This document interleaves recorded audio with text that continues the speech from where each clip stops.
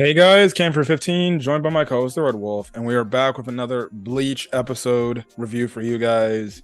As for my co-host, it's been a week since he last saw the last episode of Bleach, but I managed to take the reins by myself last week.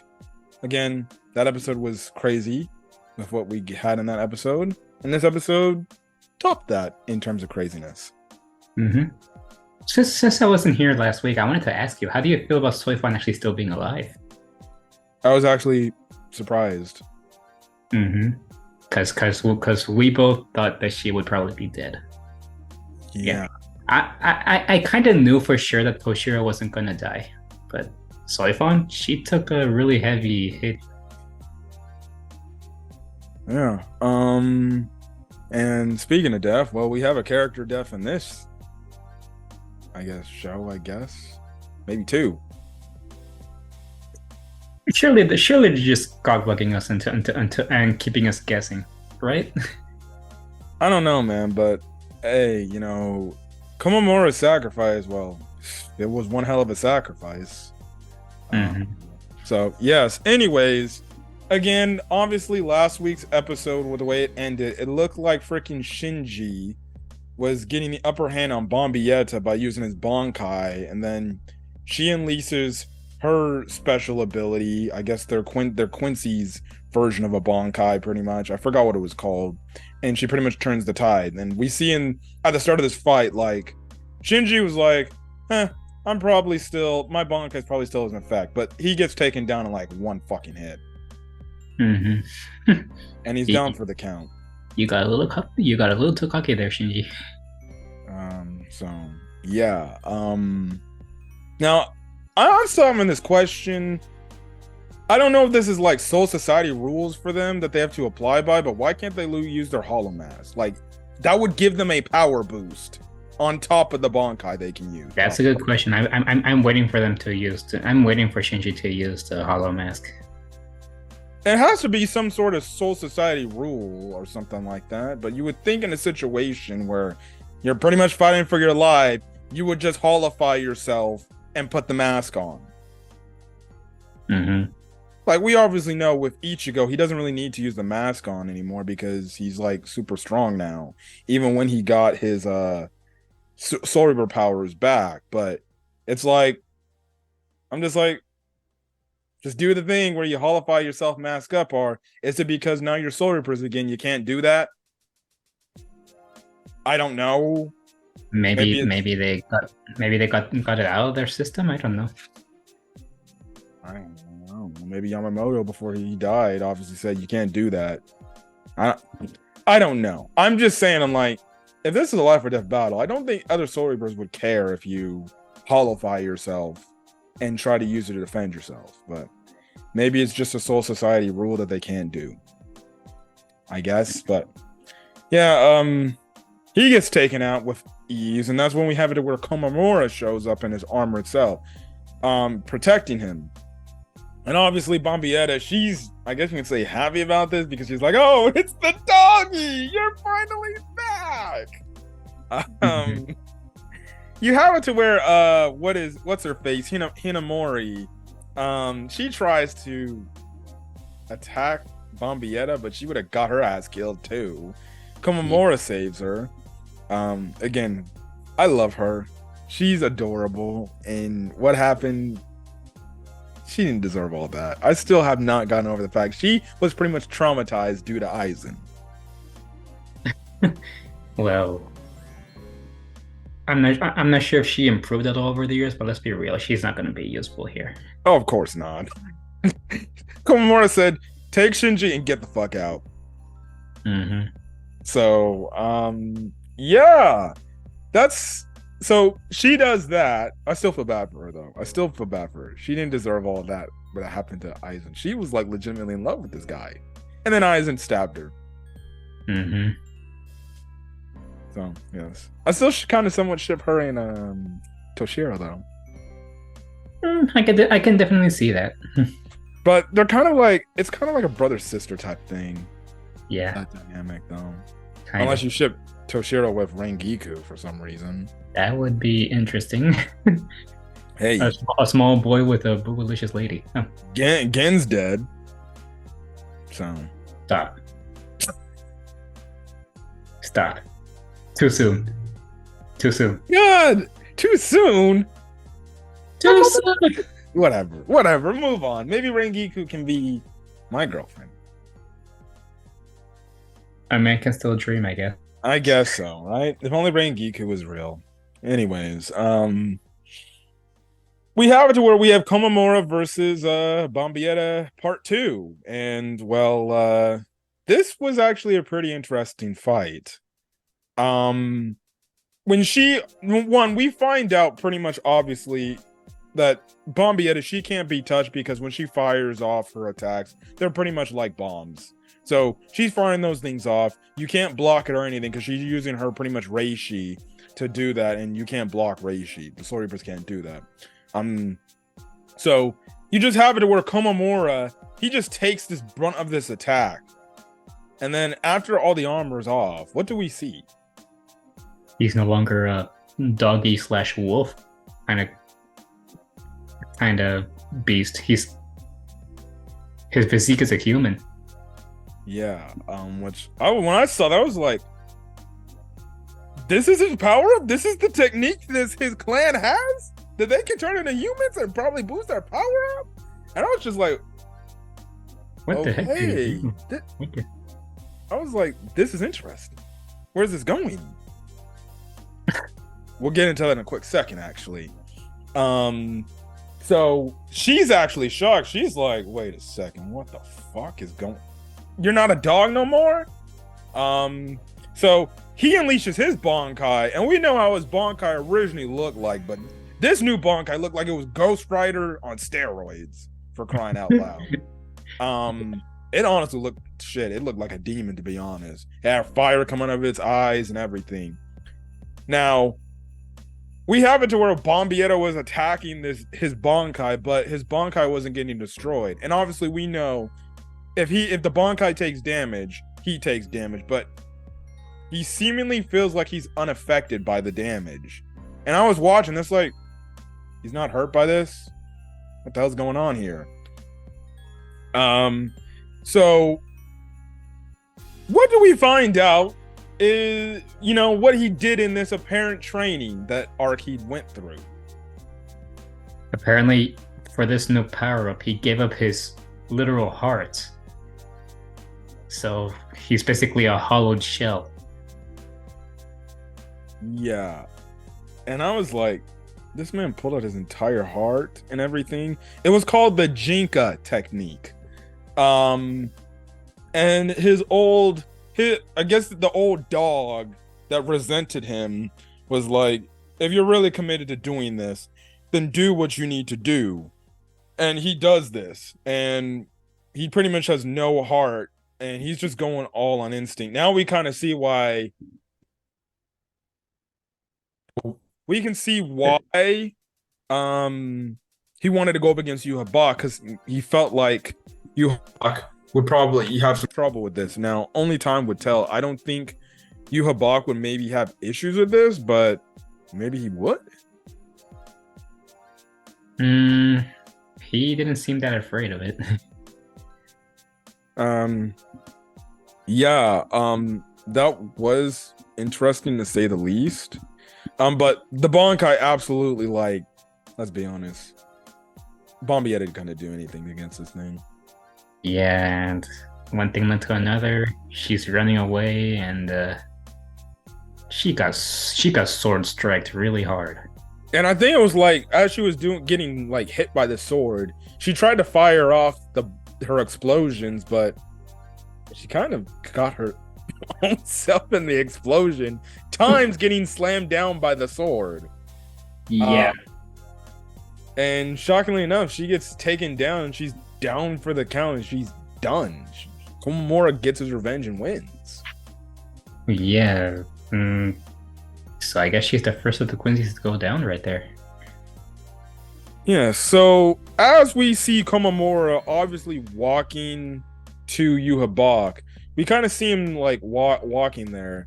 And Yuhabak's obviously looking at this, and he's starting to smile and everything and smirk. But then all of a sudden you just have it to where Komamura starts like falling down to the ground. I'm like, oh, don't tell me like he only was able to fight for like one time, and then if he expends so much energy, he ends up dying. Well, the sacrifice was, I guess, kind of a lot worse than that. You want me to talk about, I guess, this downside of this Jinka technique? I'm guessing. Yeah, go ahead. Now, I'm guessing the Jinka technique is obviously it's a sacrifice of the heart. And one, you use the ability of being a human. I guess this wolf clan, Komamura's wolf clan, loses the ability to be human. On top of it, it seems like they even lose like the sense to be like even maybe a hybrid between a human and a dog and everything, or a human and a wolf. And we see how the old guy was like, I don't know if the guy was like kind of being funny or something, like the old dog wolf was being like funny, or like, you see, you did all this for revenge.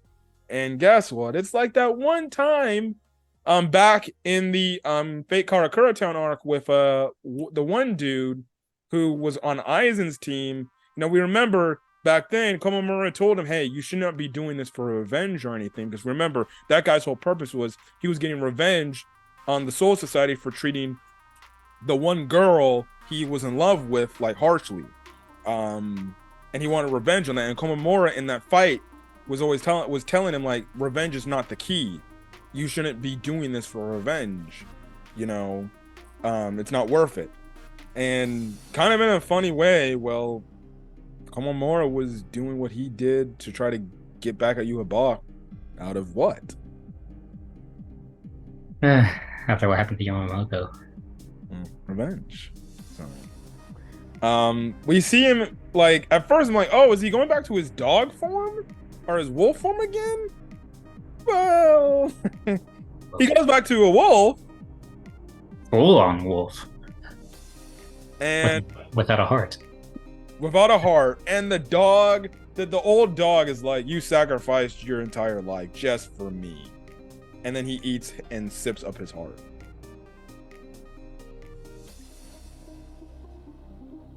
That's rough. That's some sort of sacrifice. Mm-hmm. Now what is he gonna do? Yeah, he's just a wolf. Now, we don't even know if he can talk like a human again, or he's just like a straight up wolf. We see the one guy come in, which I believe is his lieutenant, comes in, and he's like, come on, Captain. You know, let's go take out Yhwach together. Let's go avenge Captain Yamamoto. But, you know, that's kind of like a sad fate to see how Komamura kind of goes out. Yeah, just like that. Yeah, that old dog, man, he seems a lot more evil than I think he is. Yeah, it wouldn't surprise me if he's a future villain. Well, he's old as shit. I highly doubt that. Mm. And then I think after this, there's like no new Bleach content. I know people keep bringing up like this Hell arc or whatever, but Bleach hasn't come back since then, I guess. I don't know.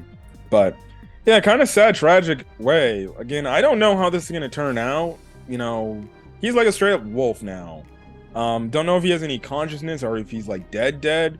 Now they say, like, we see happen to where Shuhei, Ikaku, and Lumachika, they're fighting Wrestler, who gets back up thanks to this chibi dude who's like, oh, you're okay. And he takes him out with other ease. But they make them mention like 2 spiritual pressures drop. Getting to the 2 spiritual pressures, we see that Bombietta's down for the count. Seems like her entire clothes were probably blown up. Like, yeah, it seems like it's still there, but you can clearly tell they probably censored it because maybe she blew up so much her clothes fell off. They didn't want to show boobies. I mean, they've shown it before, so I don't see why not. Well, full in the nude, probably. Oh, well, obviously not. Obviously not. They wouldn't go that far as a shonen. Who knows? Maybe they could have if they wanted to. Uncut edition? Oh, I'll make sure to keep in I'll be sure to be careful if I ever find another new shonen that comes out. We have Bombietta's, like, guess minions or people that I guess were her companions, like looking at her. They're like, "Oh, Bombietta, are you okay?" What happens? Apparently, We don't know. They really just cockblocked us. Like apparently she's dead, but we don't know for sure. Because I remember they did the same thing in the older Bleach, where like I thought Haribo was dead right there after Aizen literally slashed her to literally like yeah, they literally slashed her, and right here she's Haribo is literally still alive. She just captured. Now I don't know what's happening to Bombietta. yeah. Maybe it goes to show you that those other Bambis were never her friends or something like that. I guess her companions. No, like I said, Shuhei does make the mention like two spiritual pressures died. So maybe Komamura has no more spiritual pressure because he's just an animal again. So Bombietta's probably got absorbed. That's maybe my now if she's someone still alive, what if she tries to get revenge on them for doing this to her? Don't know. Maybe. maybe. We'll find. I guess we'll find out. Also, in the meantime, for some odd reason, we see black portals coming out of nowhere, and Uryu is walking through these portals, and he's walking to these people, walking to a few of the member of the Quincy's that we saw take on Toshiro and Soifon. Pretty much in a way, I guess trying to reheal or whatever. And he just goes through the portal, and I don't know what he's doing with them. Is he gonna like heal them back to full power again? Hmm. I don't think that's the case. Well, I think whatever he's doing to them is probably what just happened to Bombietta. Maybe, potentially, could be the case. Also too, when the wrestler guy gets back up, we see it to where we see these two lights dropping from the sky. Mm-hmm. Now, who those could be? Now, this is my prediction. What if it's either Rukia, Renji, or Renji. Byakuya? Maybe they're done with their training. Probably not Byakuya because there was only two, and they did say Rukia and Renji's training was kind of complete. What if they drop back down to the Soul Society to help out? That would only make sense. Yeah, I would think it's Rukia and Renji. As for maybe next after that will probably be Byakuya? Byakuya and Kenpachi. Oh, yeah, that's right. We haven't seen Kenpachi yet. Or maybe what if that was Kenpachi dropping down? I don't know. He is the type to rush into battle. And What if it's Kenpachi? What if it's Kenpachi and what's his lieutenant again? Lieutenant's name again? Forgot. The girl that calls her Kenny or calls him Kenny. I don't know. Remember, he's got a Bankai now, so he's definitely gonna be stronger. Which reminds me, now that Kenpachi has a Bankai, basically, does that mean Ikaku will finally show off his Bankai without any fear of someone else noticing? I still don't know if he's gonna show. He should honestly. He should have shown off his damn Bankai against the wrestler guy. But he's so prideful and not wanting to show it because he's afraid that he's gonna get promoted to a captain. But when it looks like Shuhei's gonna literally get his foot stomped in, like Gohan would have got his head stomped in by Nappa, we have it to where his captain, I forgot, it's the other guy, it's the other guy who's a visored, shows up and pretty much kind of comes in a badass way where he blocks his foot, kind of like how Luffy blocked Doflamingo's foot from stepping on Law's face. That's probably a better comparison, damn it. That is. He pretty much is like, yeah, you're gonna try. Also, we see the other captain that showed up too, and it seems like wrestling guy's gonna go up against those two captains. So that seems like it's gonna be an interesting fight right there. We still have yet to see some sort of. Well, we also see how Hashwolf, he kind of breaks the barrier that Nanao threw up, but then Nanao threw up another barrier. But he kind of walks away saying, "Yeah, the Yuha calling me. I gotta go hear out his orders." And then you have it to where dude is like, "So are you coming back?" And he's like, "Yeah, I'll come back when I'm done listening to orders." So I guess that fight has yet to start between Shunsui and Hoshwolf. He looked like he was about to freaking kill all of them. I was like, damn. I'm ready for this fight. Come on. And two, we know Shunsui's Bankai is OP as hell. Didn't Shunsui get hit? Oh wait, he got his Bankai back, right? So I don't think he never got his Bankai stolen. did he? Did he not? No, I don't think he did. I thought he did. I think I think I may as well just rewatch the whole story and the dub. I think the only thing he lost was his eye. I guess the reason why he lost is because he never activated his Bankai back then. Yeah, I think that was the point when they all told like don't activate your Bankais. Yep. So yeah. We get a post-credit scene and it's still Ichigo walking through this area, and he's getting like these things infused into his mind and his brain, and his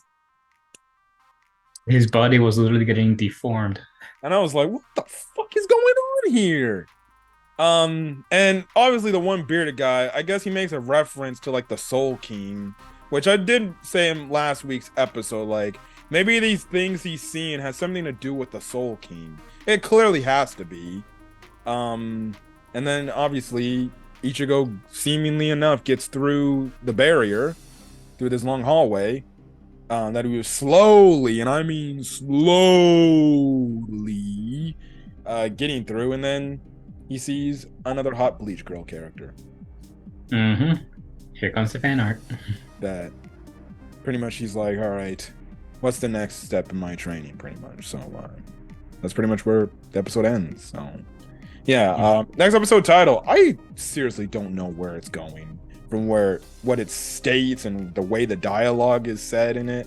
I don't know where it's going. I don't know if it's like gonna be focusing on Ichigo stuff or we're cutting back to the battle, but it's very much interesting to see where Bleach is going. I'm liking where it's going.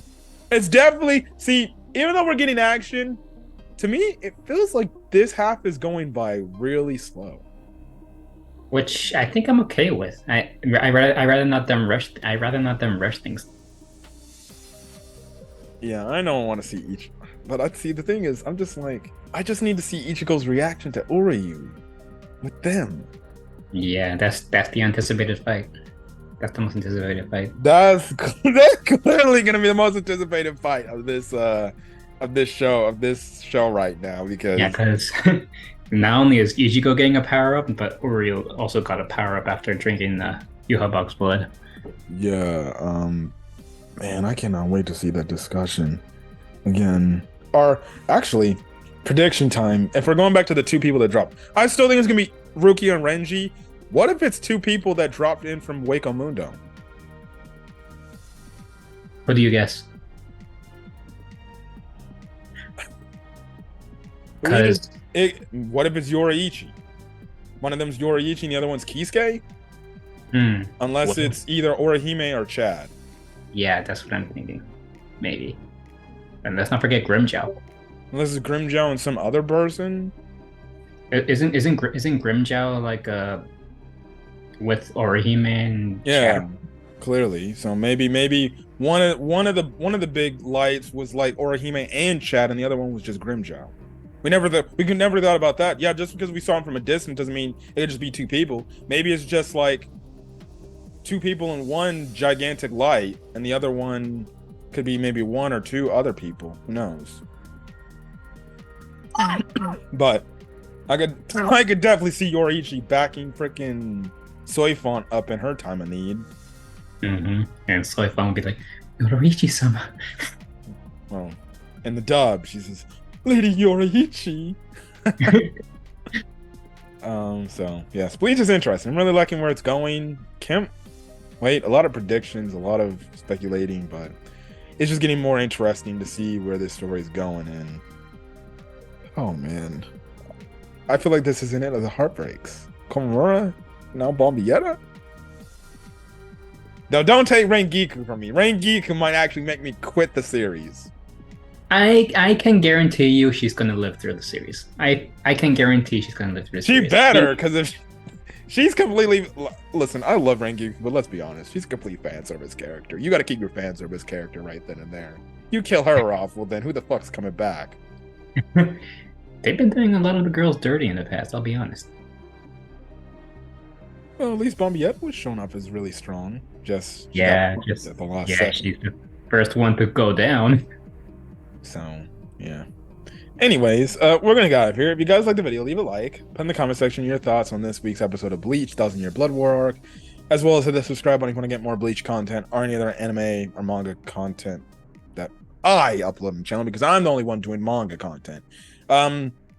Based on the One Piece episode and how hype it is, I think for once, maybe for like one time only, we'll do a dual One Piece episode review, because my co-host needs to. I want to hear my co-host thoughts on the big moment that we're expecting from One Piece later tonight. It'll just be a one-time thing. I don't know why I'm doing this, but it's just a one-time thing, I guess. Unless next week's episode is super hype too. As of right now, I know that Luffy is defeated, and I have no idea if he's ever gonna come back from this. Well, I guess we'll find out. Anyways, well, I know. I read the manga. Catch you guys in the next video. Peace.